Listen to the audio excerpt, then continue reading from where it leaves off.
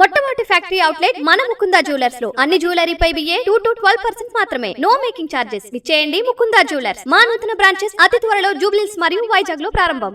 బోడో శాంతి ఒప్పందం అస్సాంలో చాలా ఏళ్లుగా కొనసాగుతున్న అశాంతికి ముగింపు పలికిందని, విద్యా పురోగతికి కొత్త మార్గాలను తెరిచిందని ప్రధాని నరేంద్ర మోదీ తెలిపారు.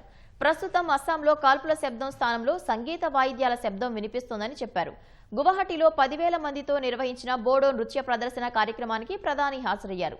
ఈ సందర్భంగా మాట్లాడిన ప్రధాని మోదీ, బాగురుంబా దహవు నృత్య ప్రదర్శన కేవలం ఒక వేడుక మాత్రమే కాదని, బోడో సమాజానికి ఇచ్చే గౌరవానికి ప్రతీక అని చెప్పారు.